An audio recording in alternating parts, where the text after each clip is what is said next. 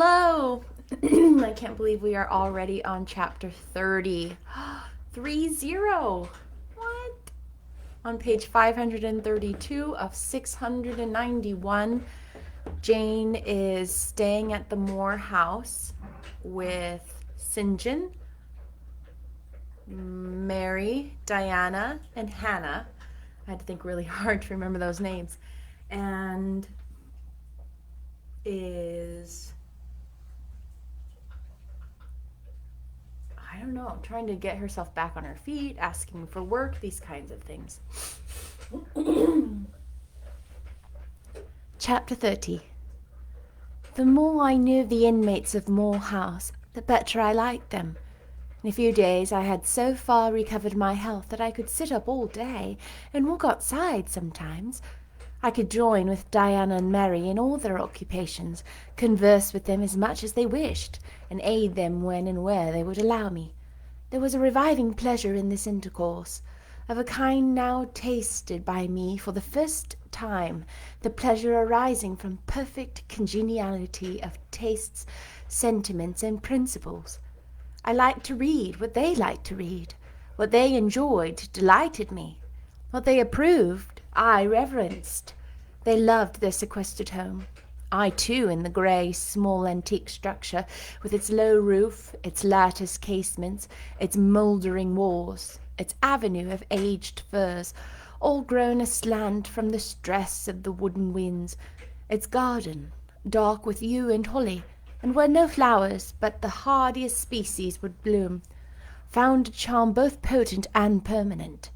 They clung to the purple moors behind and around their dwellings, to the hollow vale into which the pebbly bridle path leading from their gate descended, and which wound between fern banks first, and then amongst a few of the wildest little pasture fields that ever bordered a wilderness of heath, or gave sustenance to a flock of grey moorland sheep with a little mossy lambed face.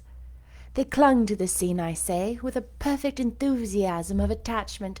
I could comprehend the feeling, and share both its strength and truth.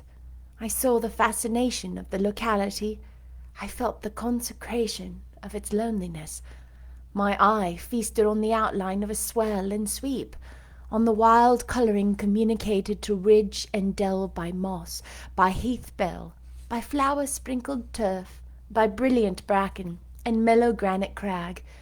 These details were just to me what they were to them, so many pure and sweet sources of pleasure.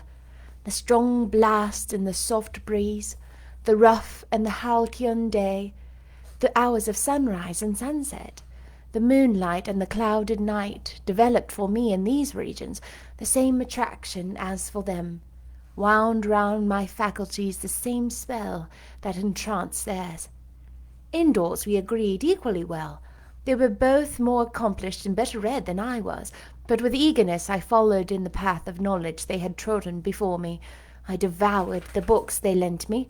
It was full satisfaction to discuss with them in the evening what I had perused during the day. Thought fitted thought. Opinion met opinion. We coincided, in short, perfectly. If in our trio there was a superior and a leader, it was Diana. Physically, she far excelled me. She was handsome. She was vigorous. In her animal spirits there was an affluence of life and certainty of flow, such as excited my wonder, while it baffled my comprehension.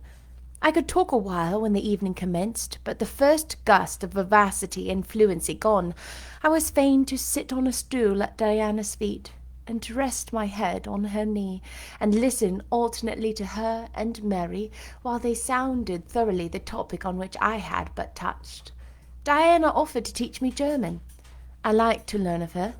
I saw the part of instructress pleased and suited her. That of scholar pleased and suited me no less. Our natures dovetailed. Mutual affection of the strongest kind was the result. They discovered I could draw. The pencils and colour boxes were immediately at my service. My skill, greater in this one point than theirs, surprised and charmed them. Mary would sit and watch me by the hour together, and then she would take lessons. and a docile, intelligent, assiduous pupil she made. Thus occupied and mutually entertained, days passed like hours, and weeks like days. As to Mr. St. John, the intimacy which had arisen so naturally and rapidly between me and his sisters did not extend to him. One reason of the distance yet observed between us was that he was comparatively seldom at home. A large portion of his time appeared devoted to visiting the sick and poor amongst the scattered population of his parish. No weather seemed to hinder him on these pastoral excursions. Rain or fair, he would, when his hours of morning study were over, take his hat and, followed by his father's old pointer, Carlo, go out on his mission of duty or love. I scarcely know in which light he regarded it. Sometimes the day was very unfavourable. His sisters would expostulate. He would say then, with a peculiar smile, more solemn than cheerful, "And if I let a gust of wind or a sprinkle of rain turn me aside from these easy tasks, what preparation would such sloth be for the future? I propose to myself." Diana and Mary's general answer to this question was a sigh, and some minutes of apparently mournful meditation. But besides his frequent absences, there was another barrier to friendship with him. He seemed of a reserved and abstracted, and even of a brooding nature. Zealous in his ministerial labours, blameless in his life and habits, he yet did not appear to enjoy that mental serenity, that inward content, which should be the reward of every sincere Christian and practical philanthropist. Often, of an evening, when he sat at the window, his desk and papers before him, he would cease writing or reading, rest his chin on his hand, and deliver himself up to I know not what course of thought, but that it was perturbed and exciting might be seen in the frequent flash and changeful dilation of his eye. I think, moreover, that nature was not to him that treasury of delight that it was to his sisters. He expressed once, and but once in my hearing, a strong sense of the rugged charm of the hills, and an inborn affection for the dark roof and hoary walls he called his home. But there was more of gloom than pleasure in the tone and words in which the sentiment was manifested, and never did he seem to roam the moors for the sake of their soothing silence, never seek out or dwell upon the thousand peaceful delights they could yield. Incommunicative as he was, some time elapsed before I had an opportunity of gauging his mind. I first got an idea of its calibre when I heard him preach in his own church at Morton. I wish I could describe that sermon, but it is past my power. I cannot even render faithfully the effect it produced on me. It began calm indeed. As far as delivery and pitch of voice went, it was calm to the end. An earnestly felt, yet strictly restrained zeal breathed soon in the distinct accents, and prompted the nervous language. This grew to force, compressed, condensed, controlled. The heart was thrilled, the mind astonished by the power of the preacher. Neither was softened. Throughout there was a strange bitterness, an absence of consolatory gentleness. Stern allusions to Calvinistic doctrines, election, predestination, reprobation were frequent, and each reference to these points sounded like a sentence pronounced for doom. When he had done, instead of feeling better, calmer, more enlightened by his discourse, I experienced an inexpressible sadness, for it seemed to me, I know not whether equally so to others, that the eloquence to which I had been listening had sprung from a depth where lay turbid dregs of disappointment, where moved troubling impulses of insatiate yearnings and disquieting aspirations. I was sure St. John Rivers, pure-lived, conscientious, zealous as he was, had not yet found that peace of God which passeth all understanding. He had no more found it, I thought, than I had with my concealed and racking regrets for my broken idol and lost Elysium. regrets to which I have latterly avoided referring, but which possessed me and tyrannized me over ruthlessly. Meantime, a month was gone.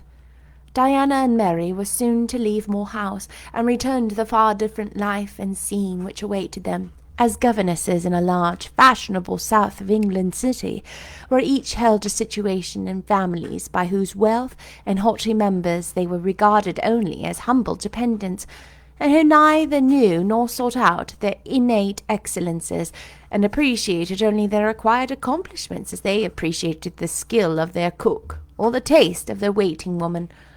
Mr. St. John had said nothing to me yet about the employment he had promised to obtain for me, yet it became urgent that I should have a vocation of some kind. One morning, being left alone with him a few minutes in the parlour, I ventured to approach the window recess, which his table, chair, and desk consecrated as a kind of study, and I was going to speak, though not very well knowing in what words to frame my inquiry, for it was at all times difficult to break the ice of reserve glassing over such natures as his, when he saved me the trouble of being first to commence in dialogue. Looking up as I drew near, "You have a question to ask of me?" he said. "Yes, I wish to know whether you have heard of any service I can offer myself to undertake." "I found or devised something for you 3 weeks ago, but as you seem both useful and happy here, as my sisters have evidently become attached to you, and your society gave them unusual pleasure, I deemed it inexpedient to break it in your mutual comfort till their approaching departure from Marsh End could render yours necessary." "And they will go in 3 days now?" I said. "Yes, and when they go I shall return to the parsonage at Morton. Hannah will accompany me, and this old house will be shut up."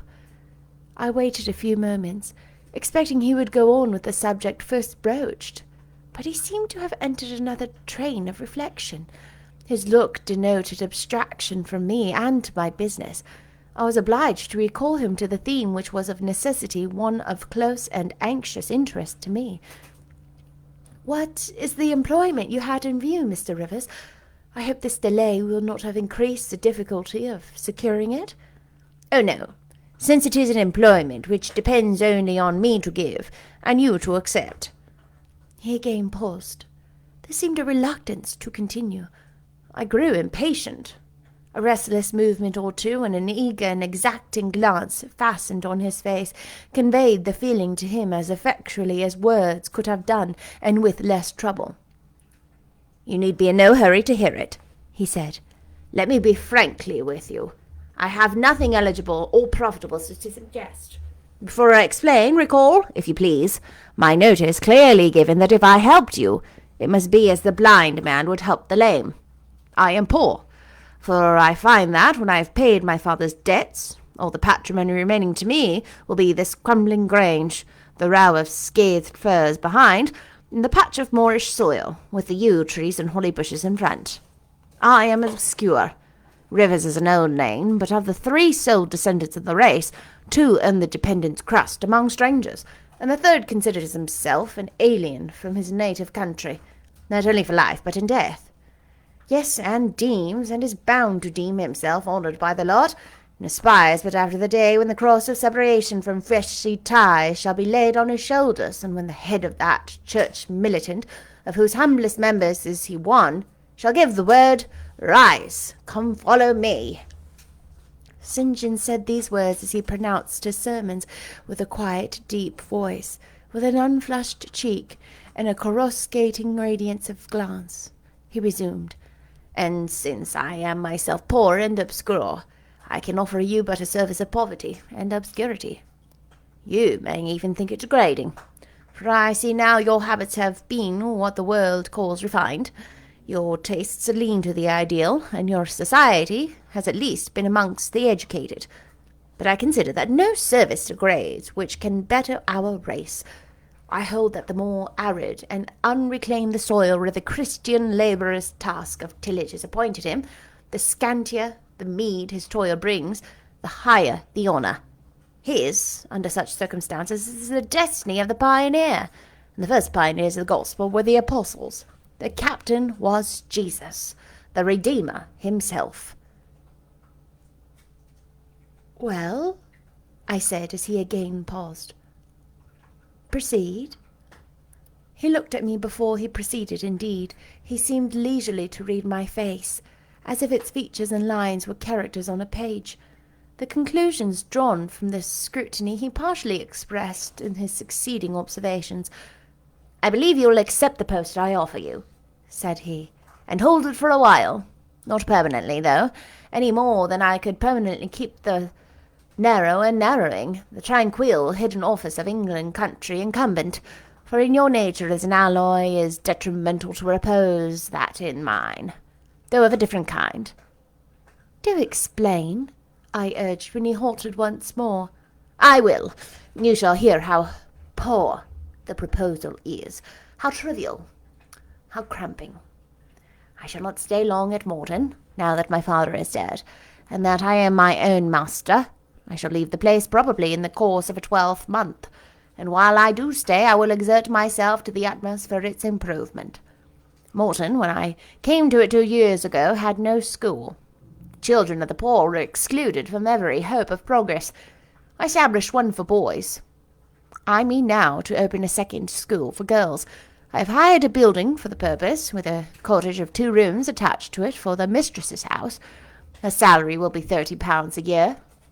Her house is already furnished, very simply, but sufficiently, by the kindness of a lady, Miss Oliver, the only daughter of the sole rich man in my parish. Mr. Oliver, the proprietor of the needle factory and iron foundry in the valley. The same lady pays for the education and clothing of an orphan from the workhouse, on condition that she shall aid the mistress in such menial offices connected with her own house, and the school of her occupation of teaching will prevent her having time to discharge in person. Will you be this mistress?" He put the question rather hurriedly. He seemed half to expect an indignant or at least a disdainful rejection of the offering. Not knowing all my thoughts and feelings, though guessing some, he could not tell in what light the lot would appear to me. In truth, it was humble, but then it was sheltered, and I wanted a safe asylum.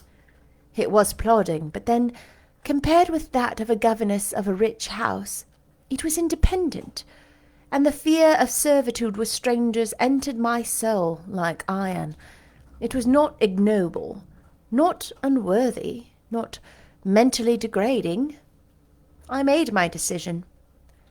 "I thank you for the proposal, Mr. Rivers, and I accept it with all my heart." "But you comprehend me," he said. "It is a village school. Your scholars would be only poor girls, cottagers' children, at the best, farmers' daughters. Knitting, sewing, reading, writing, ciphering will be all you have to teach. What will you do with all your accomplishments? What with the largest portion of your mind, sentiments, tastes?" "Save them till they are wanted. They will keep." "You know what you undertake, then?" "I do." He now smiled, and not a bitter or sad smile, but one well pleased and deeply gratified. "And when will you commence the exercise of your function?" "I will go to my house tomorrow and open the school, if you like, next week." "Very well. So be it." He rose and walked through the room. Standing still, he again looked at me.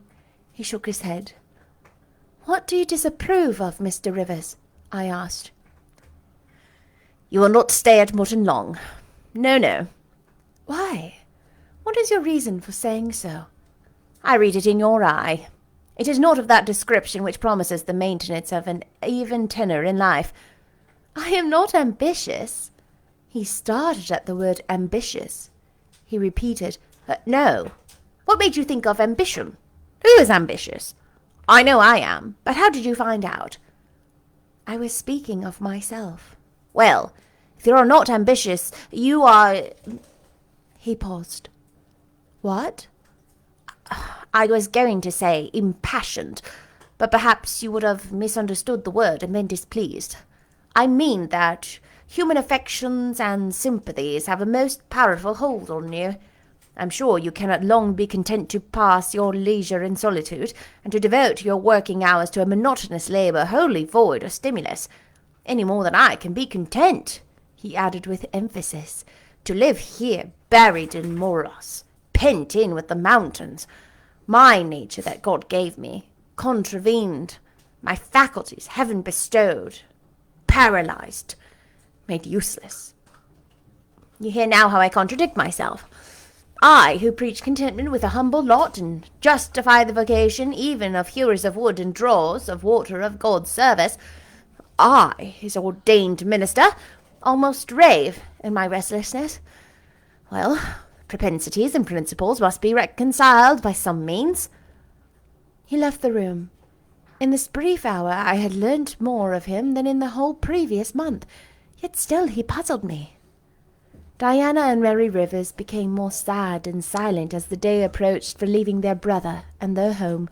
They both tried to appear as usual, but the sorrow they had to struggle against was one that could not be entirely conquered or concealed. Diana intimated that this would be a different parting than they had ever known. It would probably, as far as St. John was concerned, be a parting for years. It might be a parting for life. "He will sacrifice all to his long-framed resolves," she said. "Natural affection and feelings are more potent still. St. John looks quiet, Jane, but he hides in fever in his vitals. You would think him genteel, yet in some things he is inexorable as death. And the worst of it is, my conscience will hardly permit me to dissuade him from his severe decision. Certainly, I cannot for a moment blame him for it. It is right, noble, Christian, yet it breaks my heart." And the tears gushed from her eyes. Mary bent her head low over her work. "We are now without father. We shall soon be without home and brother," she murmured. At that moment a little accident supervened, which seemed decreased by fate purposely to prove the truth of the adage that misfortunes never come singly, and to add their distresses, the vexing one of the slip between the cup and the lip. St. John passed the window reading a letter. He entered. "Our Uncle John is dead," said he. But the sister seemed struck, not shocked or appalled. The tidings appeared in their eyes rather momentous than afflicting. "Dead?" repeated Diana. "Yes." She riveted a searching gaze in her brother's face. "And then? What then?" she demanded in a low voice. "What then? Die?" he replied, maintaining a marble immobility of feature. "What then? Why, nothing. Read." He threw the letter into her lap. She glanced over it and handed it to Mary. Mary perused it in silence and returned it to her brother. All three looked at each other, and all three smiled, a dreary, pensive smile enough. "Amen. We can yet live," said Diana at last. "At any rate, it makes us no worse off than we were before." "Only it forces rather strongly in the mind the picture of what might have been," said Mr. Rivers, "and contrasts it somewhat too vividly with what is." He folded the letter, locked it in his desk, and went again out. For some minutes no one spoke. Diana then turned to me. "Jane, you will wonder at us and our mysteries," said she, "and think us hard-hearted beings not to be more moved at the death of so near a relation as an uncle. But we have never seen him or known him. He was my mother's brother. My father and he quarrelled long ago. It was by his advice that my father risked most of his property in the speculation that ruined him. Mutual recrimination passed between them. They parted in anger, and were never reconciled. My uncle engaged afterwards in more prosperous undertakings. It appears he realized a fortune of £20,000.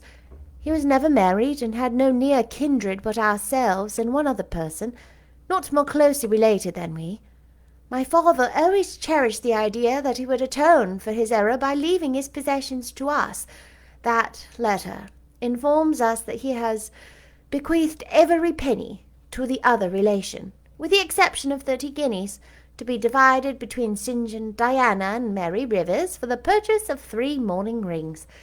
He had a right, of course, to do as he pleased, and yet a momentary damp is cast on the spirits by the receipt of such news.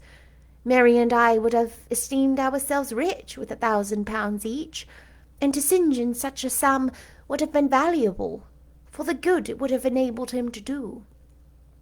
This explanation given, the subject was dropped, and no further reference made to it by either Mr. Rivers or his sisters. The next day I left for Marsh End for Morton. The day after, Diana and Mary quitted it for the distant. In a week, Mr. Rivers and Hannah repaired to the parsonage, and so the old Grange was abandoned. Oh, that's the end of chapter 31. Not a super long chapter today. So we're at this, and let me just say, the whole time that was going on, my foster dog, Norman the pug, has been biting on something really hard, and I'm worried he was eating plastic, but I didn't want to stop the recording and look away. So that was keeping me a little distracted. At least he wasn't super gassy like yesterday's recording. It really is so bad, though. He gets so stanky. We're at this really interesting kind of almost intermission from Jane's life, Jane and Rochester, and then it's like Act 2, where they lift the curtain and it's an entirely new scene, an entirely new location. And I think if you haven't read the book and you don't know what's about to happen, oh, he tooted it so stinky. Norman, you're so stinky. Oh gosh. I think it's really kind of confusing to be in this moment if you don't know why it's happening or how. But you just keep watching, y'all. You just keep listening. Remember, you can find these recordings on Spotify, Overcast, recordings on YouTube if you prefer to watch the videos. Also Facebook Live here, which is where I currently am. All sorts of different options. I get almost a chapter every day. Probably during the week I'll miss 1 or 2 days, just depending on how busy I am. If you could do me a huge favor, if you could message me somehow, maybe on Facebook, Laura Hales, or Laura Stories, or email me at the email that's provided at my information on Spotify and other places. I would love to know where you're all coming from. What's really neat is that the company that I go through to disperse my readings and podcasts gives me a breakdown of where everybody lives, not like their house, nothing personal information like that, but different countries of listeners that listen. And then within certain countries, it gives like provinces or states. For example, I think it gets as specific as in the United States, in Washington, in Seattle is actually my biggest following, which intrigues me because I don't really know who that is. I know my mom is one of those people. Isn't it nice to always have your mom be one of those people? And I know my mother-in-law, bless her sweetheart, is my #1 fan. She is one of the people listed in Utah. But other than that, like there's some people in India, Belgium. I'm probably the one in South Korea because I love listening to the stories. Again, not because of some great talent I have, but I love hearing the story. I'm coming along with you in the story. I would love to know where you're at. There's some in Texas. There was someone in Indiana, New York. Like I said, Belgium, Canada is becoming bigger. My second biggest following is in India. I mean, okay, cool. What's up, people in India? How's it going? Yeah, I would just really like to say hi.